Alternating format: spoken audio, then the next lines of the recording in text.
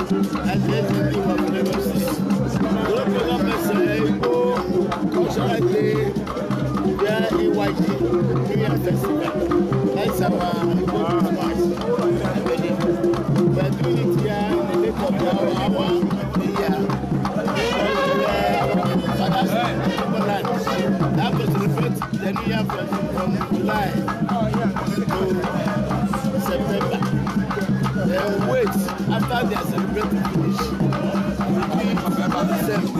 Those who don't have opportunity to travel, that's why we are doing it in Muslim in October. We are almost Republicans. We live everywhere. We live in every community in the whole world, even if in America, even Japan. What was the highest vote in Japan? Most of them. So we have to showcase our culture. Otherwise, so much of them will not know where they come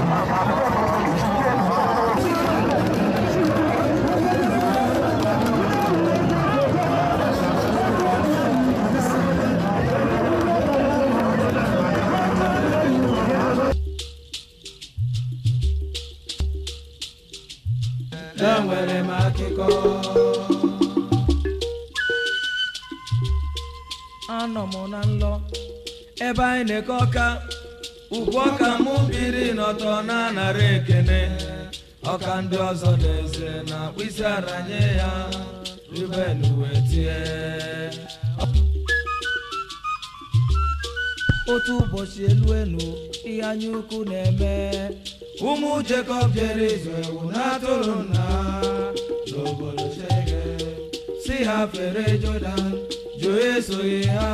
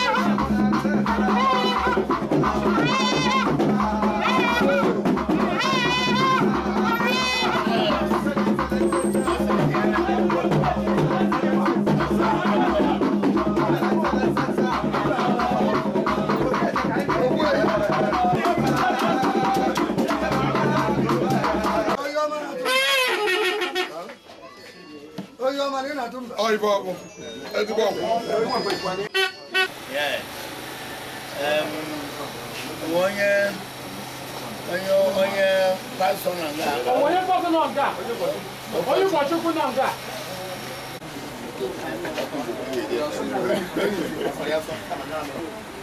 In the name of Jesus. Amen. Father, we give you praise. Amen. We thank you because you are the King of the kings. Amen. You are the Lord of the lords. Amen.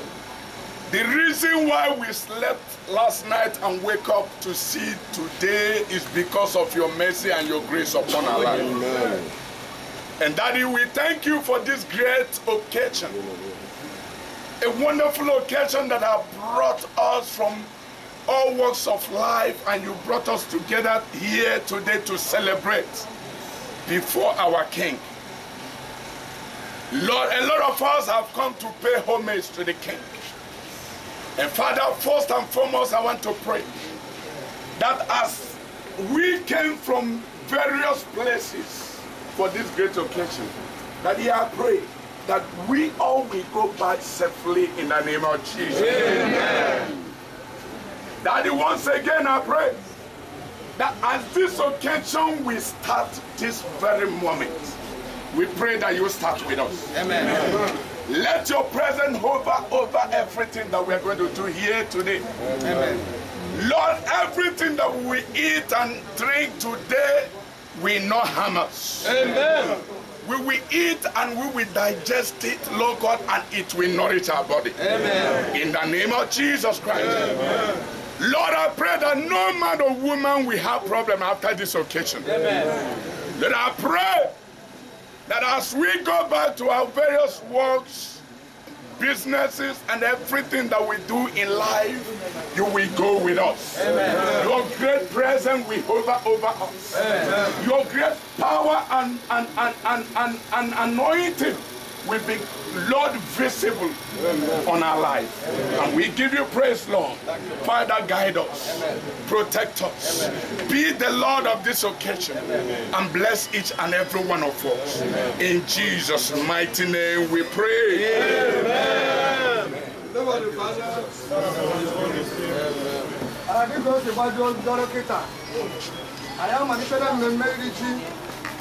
Kita na-ekpere ka emere anyị na-emezi ka anyị ga-ezi Igbo ntị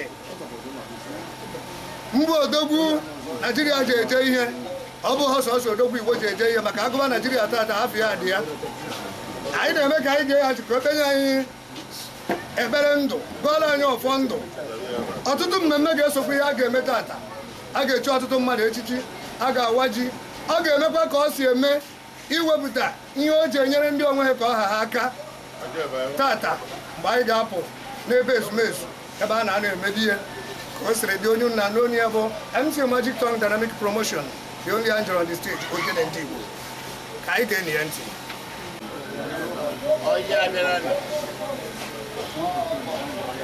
Ya bụ isi mbido mmemme ịwa ji Maazị Chukwu ya bụ ụzọ mere anyị azụ a ga-agozi unu niile n'otu n'otu ya na-akpọ onye ya bịa mere ya ya dị mma onye na-ezu nke ọjọọ ka nsi emere na ya ya bịa gozie Naịjirịa mee ka onye a na-awa isi ọ wụrụ aka agwụ ya anọkeba n'ahụ agụ egbuo na mmadụ ozi ọjị mee ka ụmụnne m a nwoke ọmụnwaanyị ihe siri ike mbụbadị mee ka ihe dịrị ya mma onye ọbụla tupu ndị na-eri uwe nri na-atọ n'ụbọchị uwe nri na-atọ n'ụbọchị ahụ onye richa ya ọbụ nke onye biri onye ọka mma ma eji emeghe ya ma na nsogbu dị na ebe a gozie gọvanọ na-achị Lagos steeti tụọ aka umi ya mbọde ọ na-agba mbọ na-agbazi ya na ndị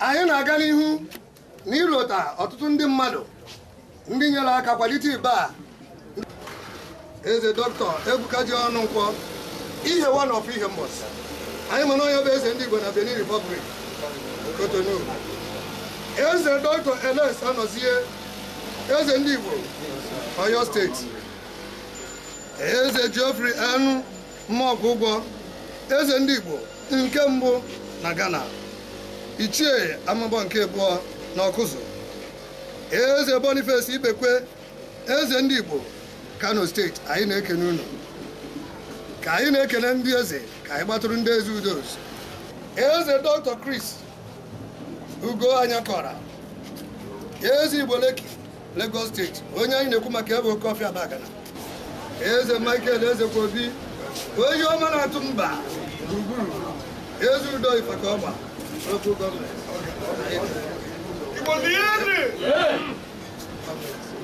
eze John Greg eze Bade ọbụla agha ndị Igbo general eze Udo Igbo eze Ikem Agbasi eze Udo ndị Igbo Isra local government area Lagos eze Samuel Idi onye bụ eze Bonage eze Udo Alimosho local government ọtụtụ mmadụ ka anyị ga-echi echichi tata anyị kpọtụrụ ha ka obodo mara ka anyị siri akwado anyị nwere mmadụ dịka Chief Chinenye Eze Thompson Ọhịa Ọsọfịa ukwu nke mbụ na mbụ Ugwumba ndị Igbo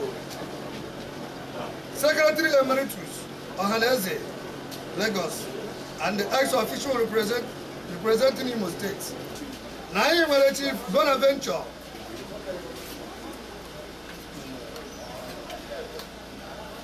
Igbo na-agụ onye ejiri nwaka ibi ya wee mara eze ụmụ okorobịa ka a ga-etinye taa ya na Ugoezi ya Rosemary Igbo Anugbo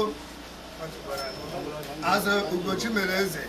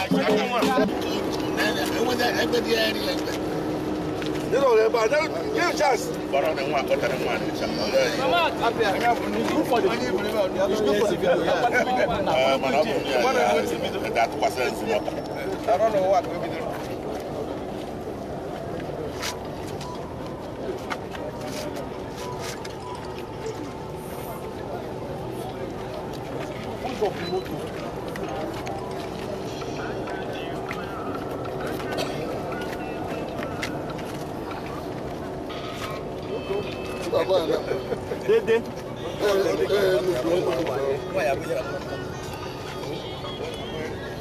Oh,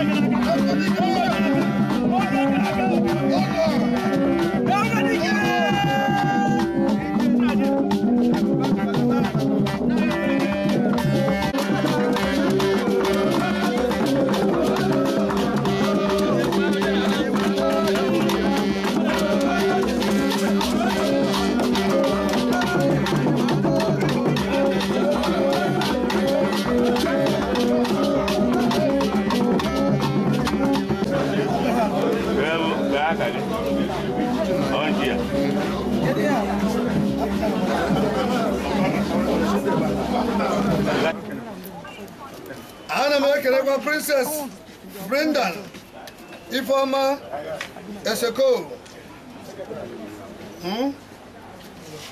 Adaje Jemba nke mbụ ndị Igbo ọ nwekwara ọtụtụ ndị Eze Igbo chọrọ ka anyị nabatara ha onye na-elotekwara na o nwere ọtụtụ ndị anyị ga-afụ mgbe anyị ga-apụ n'ihu ọrụ n'ebe ọ na-abụ anyị na-anabata mmadụ dịka Prince Chris Oigwe onye bụ chairman CEO Christian Group Nigeria Limited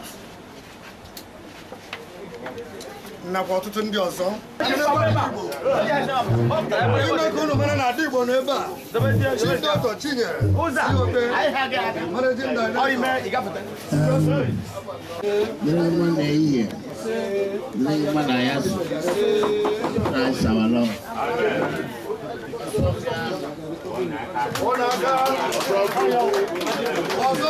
Makanya ajawa ingera bujawa Chieftancy Igbo. Chieftancy Igbo. Lagos State. Ya upo yenye na shirundo enemi. Swana no sata.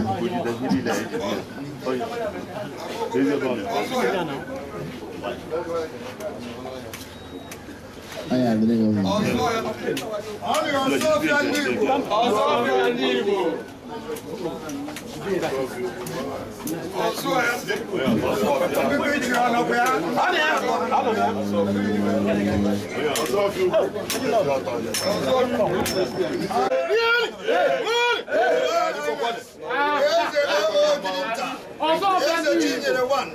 Of Alama Autonomous Community.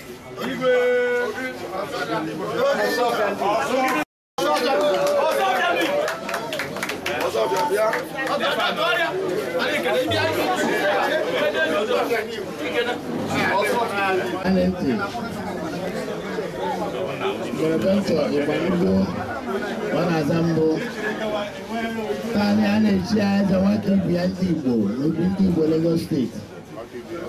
I think a man or two. I don't know the man I asked to recognize our law.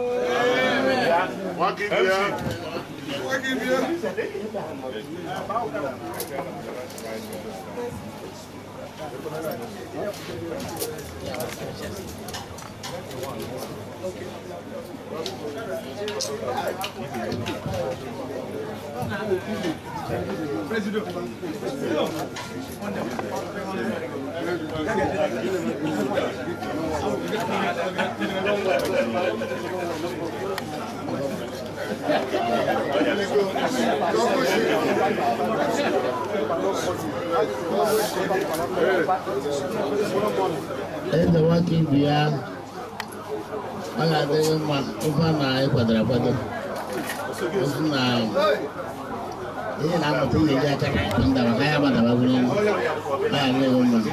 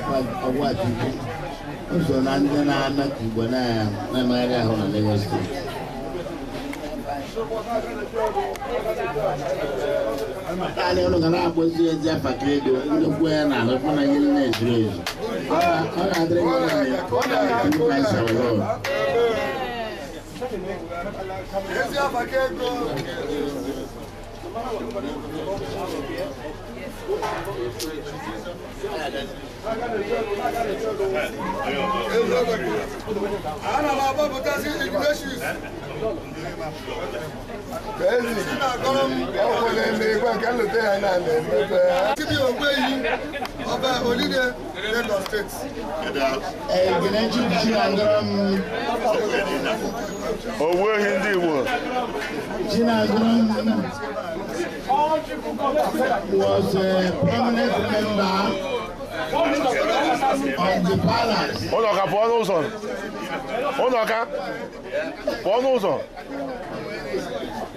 Father, now is walking.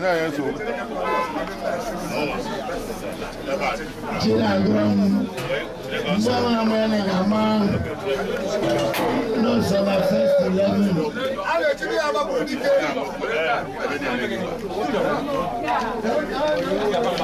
Also, my first 11 will be on back. Come this year.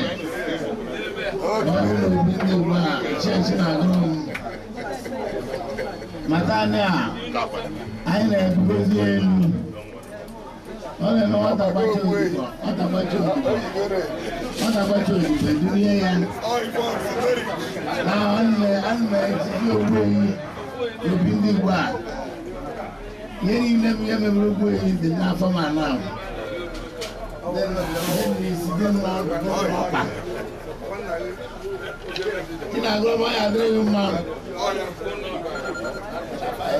Oba campo na balance. Ta ne onu gara bo bia. Ama ko di ke. Gambo no di ko no stay. Kala dre man. That's our Lord.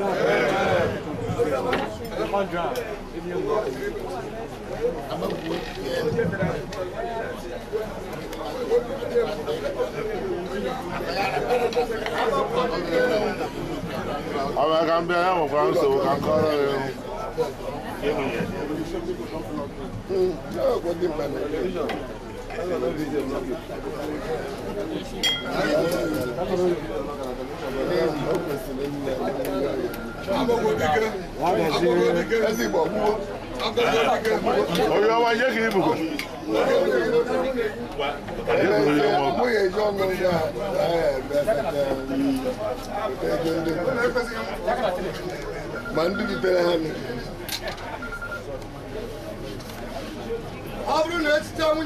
Princess bring the informer.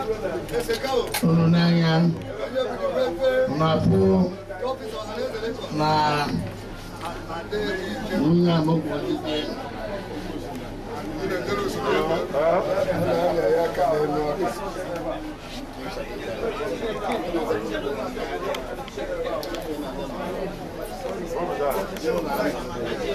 Okay. Munya mogo ni kare Chizzy along lomo bidia. I didn't want to leave. I had to price our Lord. Oh, you should be there on the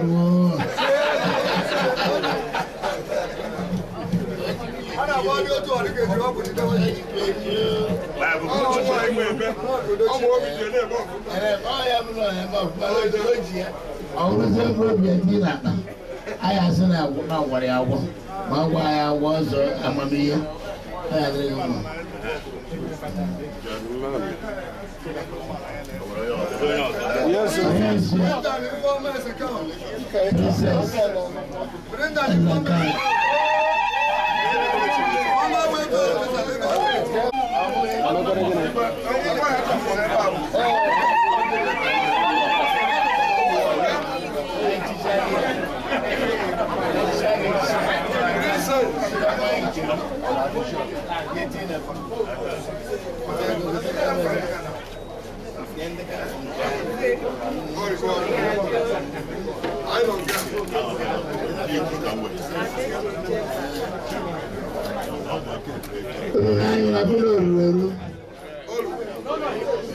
I'm going to police this not got to man.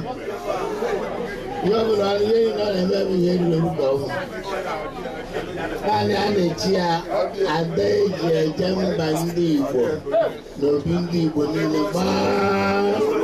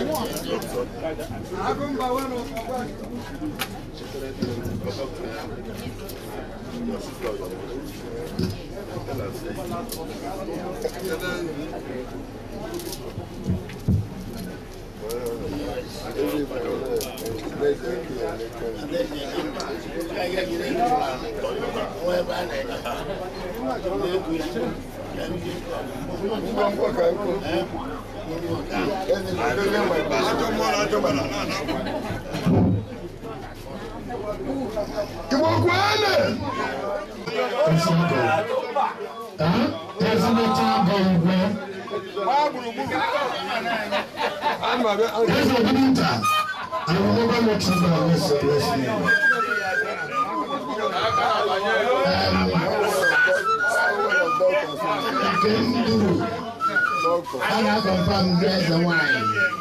Lagos State, Tanya. All of them are Lord. Amen.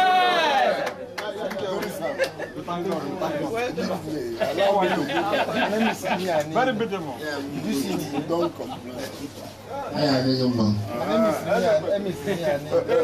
Okay.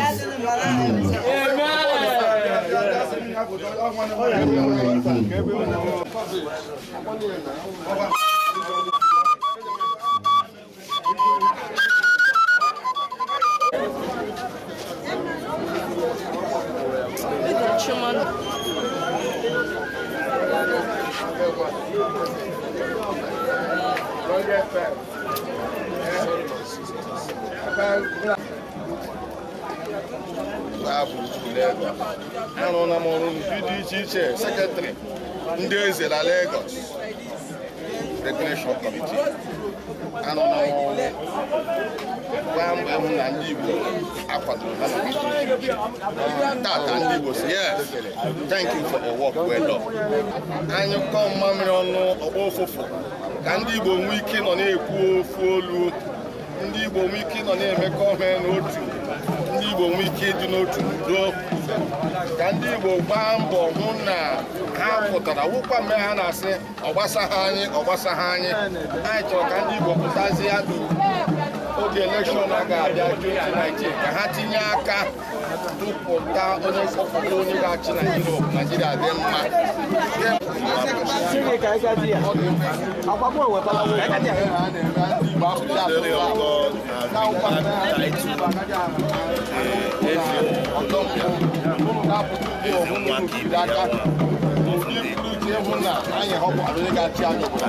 I'm glad and honored to receive this title. First of all, I never lobbied for the title. I think, like the saying goes, a goldfish has no hiding place. This title is in one thing, an icon, one that stands out of others. I think it's a good work that I have done that made them back with this title. And I'm so glad and I'm so honored that the Igbo in Lagos State have decided to recognize me with this title.